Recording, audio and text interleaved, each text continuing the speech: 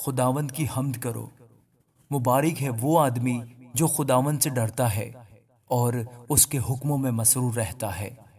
उसकी नस्ल ज़मीन पर जोरावर होगी। रास्तबाजों की औलाद मुबारक होगी। मालो दौलत उसके घर में है और उसकी सदाकत अबद तक कायम है। रास्तबाजों के लिए तारीकी में नूर चमकता है। वो रहीम और करीम और सादिक है। रहम दिल और कर्ज देने वाला आदमी सआदतमंद है। वो अपना कारोबार रास्ती से करेगा, उसे कभी जुम्बश ना होगी। सादिक की यादगार हमेशा रहेगी। वो बुरी खबर से ना डरेगा।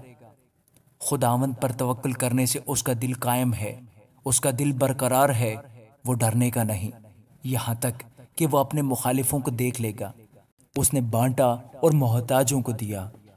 उसकी सदाकत हमेशा कायम रहेगी। उसका सींग इज्जत के साथ बुलंद किया जाएगा। शरीर ये देखेगा और कुड़ेगा। वो दांत पीसेगा और घुलेगा। शरीरों की मुराद नाबूद होगी। आमीन।